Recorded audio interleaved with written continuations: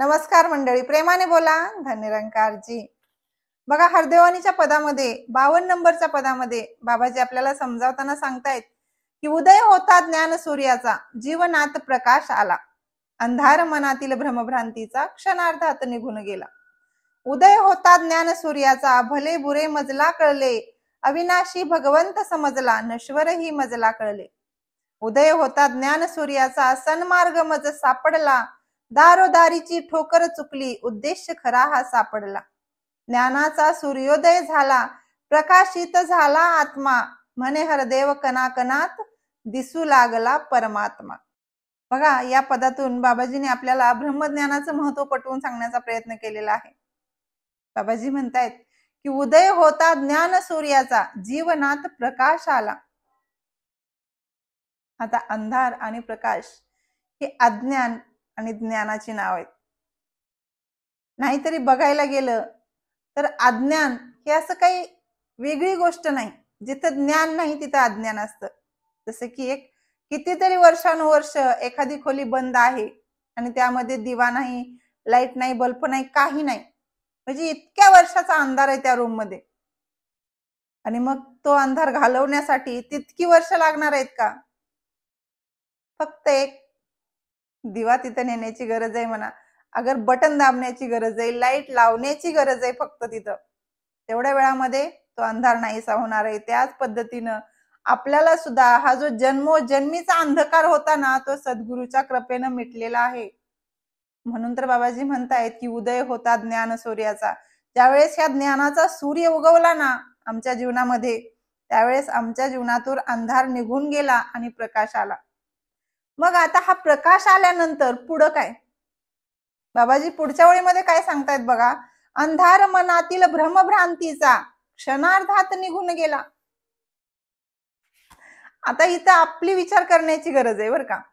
ब्रह्मज्ञान तर सगळ्यांना मिळालं, मग मनामध्ये जे भ्रम असतात, ज्या भ्रांती पसरलेल्या असतात, का तर पहिल्यापासून आपण याच जगात याच संसारामध्ये वावरत आलोय, त्यामुळे आपल्याला त्या सवयी तर लागलेल्याच होत्या। जसे की शेषबाबा अवतार सिंहजी महाराज अवतारवाणीमध्ये लिहितायत की एक दोन हे नाही चुकले, चुकला हा सारा संसार, देवाची तर ओळख नाही, करीती नामाचा उच्चार। मग कोणतं नाम घेतायत? तसीला सांगायचं आहे की बाबाजी म्हणतायत की ज्यावेळेस हा या ज्ञान सूर्य माझ्या जीवनामध्ये उगवला ना, आता मला ब्रह्मज्ञान प्राप्त झालं, माझ्या जीवनातला अंधार नाहीसा झाला, मग माझ्या जीवनामधील ज्या भ्रमभ्रांत्या आहेत त्याही निघून गेल्या। मग आपल्या निघून गेल्या का? बाबाजींनी सांगितलं ह्याच्यामध्ये, ज्यांनी ब्रह्मज्ञान घेतलं त्यांच्या निघून गेल्या, पण आमच्या निघाल्या का हे आम्ही बघण्याची गरज आहे। का तर दासीनं एखाद्याला बघितलं की तो काहीतरी करतोय, म्हणून दासीनं त्यांना जाऊन म्हणणं हो तुम्ही असं करू नका, आपण ब्रह्मज्ञानी आहेत ना, आता तुम्ही असं नाही करायला पाहिजे, हे दासीनं त्यांना सांगणं योग्य आहे का? आपली आपण करावी सोडवण, का तर हे ब्रह्मज्ञान मला मिळालंय, मग हे ब्रह्मज्ञान मिळाल्यानंतर हा देव कसा आहे मला कळाल्यानंतर माझे कर्म आपोआप सुधारले पाहिजेत। आपोआप कोणी सांगायची गरजच नाही पडली पाहिजे। अगर मी सुद्धा लगा मला बघा करत गेल्यासारखं जायचं आणि मी लगेच काहीतरी भाषण ठोकत बसायचं, उपयोग होणार नाही। का तर विषय त्यांचा आहे, त्यांच्या आतून त्यांनी मनातून ठरवलं पाहिजे तर ते होणार आहे, दुसऱ्याच्या सांगण्यानं होणार नाही। विचार करा, सद्गुरूनं ब्रह्मज्ञान देऊन त्यांच्यात फरक पडत नाही, आपल्या सांगण्यानं पडणार आहे? गरज आहे स्वतःची, स्वतःला सुधरायची, स्वतःला बदलण्याची, हे ब्रह्मज्ञान आचरणामध्ये आणण्याची। जसं की दासी वारंवार हरदेवानी मधल्या बाबाजींनी लिहिलेल्या 4 ओळी सांगत असते की ब्रह्मज्ञान घेऊन जयाने जीवनात ना उतरविले, लाभ तया नाही झाला ना आनंदा मिळविले। केवळ ज्ञान घेतले म्हणजे सर्व काही प्राप्त होत नसे, कर्माविन मानव प्राण्या जीवन सार्थक होत नसे। मग बाबाजींनी एवढ्या तळमळीनं जे आपल्यासाठी लिहून ठेवलंय ते आपण कधी आचरणात आणणार हो? पण आपलं कसं झालंय माहित आहे का, मला 4 गोष्टी दुसऱ्याला सांगता यायल्या की मग मी फक्त त्यातच गुरफटून तर पडत नाही, आता दासी तुमच्या समोर बसून व्हिडिओ बनवते, तुमच्यासाठी व्हिडिओ बनवते, पण फक्त हा व्हिडिओ तुमच्यासाठीच आहे का? जे बोलतेय ते मी माझ्या आचरणामध्ये उतरवते का? एके ठिकाणी बाबाजींनी हरदेवाणीमध्ये सांगितलं सुद्धा की मौन किती हो निरंकार हा, आपणही बोलूया कमी, बोल बोलूया विचार करूनी, व्यर्थ न बोलू बोल आम्ही. मग नेमकं मी काय करते? गरज आज त्याची बर का तर सुधरायची गरज फक्त आणि फक्त मला आहे, दुसऱ्याला नाही. प्रत्येकानं जर ठरवलं ना, मग सद्गुरूला पाहिजे ना, तसं सगळं होईल. सद्गुरू म्हणतायत ना, शहंशावाला मिशन चाहिए. प्रत्येकानं ठरवलं ना, मग मात्र हे मिशन शहंशावाला झाल्याशिवाय राहणार नाही. असो, बाबाजी पुढे काय म्हणतात पुढच्या ओळीमध्ये ते आपण बघूयात. बाबाजी म्हणतात, उदय होता ज्ञान सूर्याचा, भले बुरे मजला कळले, अविनाशी भगवंत समजला, नश्वरही मजला कळले. बघा बाबाजी काय म्हणतायत, हे ब्रह्मज्ञान मला मिळाल्यानंतर खरं खोटं चांगलं वाईट सगळं मला कळालं मला. अहो लहान लेकराला सुद्धा कळतं, स्वतःचं भलं कशात आहे लहान लेकराला सुद्धा कळतं. त्या दिवशी महाराजांनी एक उदाहरण दिलं होतं बघा. महाराज सांगत होते की एक नातू आणि आजोबा रस्त्याने जात होते, दोघं सकाळी सकाळी जात होते. आता जात असताना एक ओळखीचा किराणा दुकानदार आजोबाला बोलावून घेतो. आता तो नातू गोंडस त्यांच्या मागे लुटू लुटू लुटू चलत होता. आता त्या नातवाला तो दुकानदार म्हणतो की तुला जेवढे हवे तेवढे चॉकलेट घे. नातवाला दुकानदार काय म्हणतो, तुला जेवढे पाहिजे तेवढे चॉकलेट घे. पण नातू काय म्हणतो, तो नाही नाही तुम्हीच द्या बाबा. तो म्हणतो अरे घे, तुझ्या हाताने घे. नाही नाही तुम्हीच द्या. आता आजोबा सुद्धा म्हणतात अरे घे ना, ते घे म्हणतायत. नाही नाही त्यांना देऊ द्या. आता ज्यावेळेस तो दुकानदार चॉकलेट देतो, भरणीमध्ये हात घालतो, तेव्हा मूठभर चॉकलेट हातात येतात. त्याचे दोन्ही खिशे भरतात, वरचे खिशे भरतात, हातात चॉकलेट, तोंडात चॉकलेट. आता वापस जात असताना आजोबा नातवाला विचारतात, का रे तुला ते म्हणत होते चॉकलेट घे, तू का घेतली नाही तुझ्या हाताने? त्यावेळेस तो नातू म्हणतो, आजोबा तुम्ही बघितलं का त्या बाबाच्या हातात किती चॉकलेट आले, आणि मी जर माझा एवढूच ना हात जर त्या भरणीत घातला असता तर किती चॉकलेट आले असते. दासी काय सांगत होती की चांगलं वाईट लहान मुलाला सुद्धा कळतंय, स्वतःचं हित. मग आपलं हित कशात आहे हे आपल्याला कधी कळणार? आणि सद्गुरूची फक्त आणि फक्त तेवढीच तळमळ आहे हो, तुमचं हित तुम्हाला दाखवून द्यायचंय. आणि एकदा का ते मला कळालं ना की मग त्याच्यावर माझं जीवन आरामात जाणार आहे. आपण सगळ्या संतांचं जीवन बघितलं, कसं होतं, किती आनंदी वातावरण होतं. भले भौतिक जीवनामध्ये परिस्थिती कशी असो, पण तो आनंद त्यांच्या जीवनामध्ये किती होता. आज सद्गुरू माझा मला या संसारातल्या परिवारातल्या सगळ्या जिम्मेदारी सांभाळून सत्संग सेवा नामस्मरण करायला सांगतोय. का तर सेवा आणि नामस्मरण कधीही कुठेही होऊ शकतं. सेवा ही घरातल्या व्यक्तींची सुद्धा होऊ शकते. सद्गुरू स्वतः सांगतायत की फक्त सेवादलची वर्दी घालून समागम मध्ये सेवा केली म्हणजे सेवा झाली असं नाही. तर तुम्ही घरातल्यांची, शेजाऱ्यांची, एखाद्याला जिथं गरज आहे ना तिथं जरी सेवा केली तर ती सुद्धा सेवा सद्गुरूला परवा नाही. दासी असं म्हणत नाही की तुम्ही वर्दी घालून तिथं जाऊ नका. दासीचा म्हणण्याचा, सांगण्याचा भाव समजून घ्या.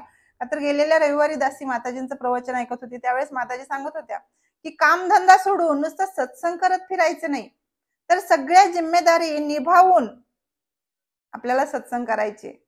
म्हणजे सद्गुरू आपला छोटा छोटा विचार करतोय. मग आज मला सद्गुरूच्या मनाचा विचार केला का नाही पाहिजे? का तर सद्गुरूच्या मनात काय आहे आपण सगळ्यांनी वाचलेलं असेल पुस्तकामध्ये की माताजींनी लहानपणी माताजींचं स्वप्न सांगितलं होतं की धरतीला स्वर्ग बनवायचं. मग ही धरती स्वर्ग कधी होईल? ज्यावेळेस हे ब्रह्मज्ञान प्रत्येक माणूस घेईल आणि ते प्रत्येक माणूस ते ब्रह्मज्ञान आपापल्या आचरणामध्ये उतरवेल, आणि तेव्हा ही धरती स्वर्ग बनायला वेळ लागणार आहे का? आणि माझ्या सद्गुरूचं स्वप्नच ते. मग आज मी काय करू शकते त्याच्यासाठी? माझाही कुठेतरी खारीचा वाटा. म्हणतायत ना की जंगलाला आग लागली आणि एक चिमणी आपल्या चोचेमध्ये एक एक थेंब घेऊन ती आग विझवण्याचा प्रयत्न करते. मग आज मला सुद्धा ती चिमणी व्हायचंय, मला सुद्धा ती खारुताई व्हायचंय की सेतू बंधनाच्या वेळेस त्या खारुताईचं काम किती होतं. मग मला ते करायचंय. भले माझ्यामुळं ते होणार नाही, भले त्या चिमणीच्या चोचेतल्या एका थेंबामुळे त्या जंगलाची आग विझणार नाही, पण कुठेतरी आग विझवणाऱ्याच्या यादीमध्ये माझं नाव असावं. आपल्याला हे सद्गुरूचं कार्य करायचंय. सद्गुरूनं जो हा विडा उचललाय ना, त्याचं कार्य मला करत जायचंय. मग तिथं माझा वाटा भलेही छोटा का असेना असो. बाबाजी पुढे जाऊन काय म्हणतायत बघा. उदय होता ज्ञान सूर्याचा, सन्मार्ग मज सापडला, दारोदारीची ठोकर चुकली, उद्देश खरा हा सापडला. बघा, हे ब्रह्मज्ञान मिळाल्यानंतर मला सन्मार्ग सापडला म्हणतायत. अहो, एखादा मार्ग, कुठलाही मार्ग असू द्या, आपल्याला कुठेही जायचंय, एखाद्या गावी जायचंय, आमचं गाव कळंब आहे, मला कळंबला जायचंय, धाराशिवहून कळंब पर्यंत यायला मला कोणत्या गाडीत बसावं लागेल? पुढे जाणाऱ्या माजलगाव असेल, परभणी असेल, बीड असेल, या गाडीत बसलं तरी मी कळंबला पोहोचणार आहे. पण ते मला माहिती पाहिजे की मला नेमकं जायचंय कुठं आणि मला कोणत्या गाडीत बसलं पाहिजे. आता ह्या सद्गुरूनं मला गाडीत बसवून दिलंय. आता कुठं उतरायचंय ते तुझी तू ठरव. का तर ही मोहमाया एवढी प्रबळ आहे ना, माणसाला कधी भूलविल सांगता येत नाही. त्यामुळं 10-10, 20-20, 25-25 वर्ष सत्संग करून सुद्धा महात्मे सत्संग पासून वंचित होत आहेत. मग ब्रह्मज्ञानाचा फायदा होईल का नाही? प्रत्येकानं आपापला विचार करायचा आहे. सद्गुरूनं सद्गुरूचं कार्य केलंय आणि शेवटी सद्गुरू सुद्धा कर्म मला माझ्या हातामध्ये देतोय. हे सगळं आता तुला सांगितलंय, आता तुला कसं करायचं तसं कर. मग एवढं सगळं सद्गुरूनं करून हा एवढा सद्गुरूचा रात्रंदिवस अट्टाहास फक्त आणि फक्त आमच्यासाठी आहे, या मानव मात्रासाठी आहे, तरी सुद्धा आम्ही तेच करत असू तर सद्गुरूला किती दुःख होत असेल. आणि आमची मात्र ठोकर खायला चालूच आहे, इथं तिथं इथं तिथं. जो सरळ मार्ग सद्गुरूनं दाखवून दिलाय ना, तिथं ठोकर बसतच नाही. दगड गोटे काटे काही त्या मार्गात लागत नाही. पण आम्हाला मात्र त्या मार्गाने जायचं नाही, आणि आम्ही भलत्याच मार्गाने जात असतो, नाही का? असो. बघा बाबाजी पुढे काय म्हणतात. ज्ञानाचा सूर्योदय झाला, प्रकाशित झाला आत्मा, म्हणे हरदेव कणाकणात दिसू लागला परमात्मा. मग मला हे ब्रह्मज्ञान मिळालं, माझा आत्मा प्रकाशित झाला. मग आता मला कणाकणामध्ये हा परमात्मा बघायचा आहे. बाबाजी सांगतायत, आपण संतांचं कितीतरीदा वाचलेलं आहे, कितीतरीदा टीव्हीला सुद्धा बघितलेलं आहे की कुत्र्यामध्ये देव बघितला, गाढवामध्ये देव बघितला. त्याचं तर द्या सोडून, आपल्याला कमीत कमी माणसामध्ये तरी दिसावा, नाही का? असं हरदेवाणीमध्ये भरपूर असं काही बाबाजीने आपल्यासाठी खूप सुंदर लिहून ठेवलेलं आहे. गरज आहे मला ते वाचण्याची आणि त्यावर मला चिंतन मंथन करण्याची.